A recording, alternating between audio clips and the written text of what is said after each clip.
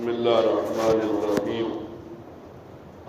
قرآن کریم کی سورہ حجر مفسرین لکھتے ہیں یہ جو سورہ مبارکہ ہے، اس سورہ مبارکہ کے اندر اللہ تعالی نبی کریم صلی اللہ علیہ وسلم کو تسلی دے رہے ہیں کہ جب کفار نبی پاک صلی اللہ علیہ وسلم کو کبھی جادوگر کہتے، کبھی کوئی دوسرا نام کہتے تھے اور نبی پاک صلی اللہ علیہ وسلم پریشان ہو جاتے، تو اللہ تعالیٰ نے نبی علیہ السلام کو تسلی دینے کے لیے یہ سورہ مبارکہ نازل فرمائی۔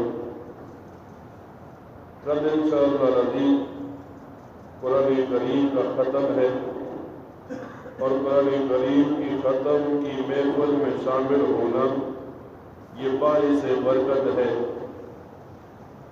اب بعض آدمیوں کے ذہن میں یہ آئے گا کہ جب ختم قرآن کی محفل کا اعلان کیا ہے تو مقصود چندہ کرنا ہے، ختم کے دن کے لیے کوئی چیز خریدنی ہے۔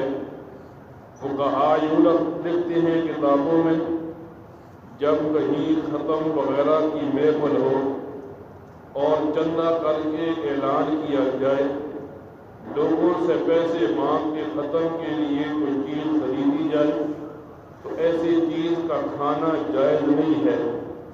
بعض کہتے ہیں اس کا کھانا مکروہ ہے، بعض کہتے ہیں اس میں کراہت آتی ہے۔ تو اس وجہ سے کل قرآن کریم کا ختم ہے، ختم قرآن کی محفل میں انسان اللہ سے جو دعا کرتا ہے اللہ قبول کرتے ہیں، تو برکت کے لیے اپنی دعاؤں کو اللہ تعالیٰ سے قبول کروانے کے لیے ہر بندہ اس محفل میں شامل ہونے کی کوشش کرے، اور اس قسم کے لوازمات جو رسم و رواج ہمارے بن گئے کہ ختم سے اگلے دن اعلان کر کے چندہ کر کے کوئی چیز لائی جاتی ہے، اللہ اس قسم کی فضولیات سے ہمیں بچنے کی توفیق عطا فرمائے۔ الحمدللہ رب العالمین۔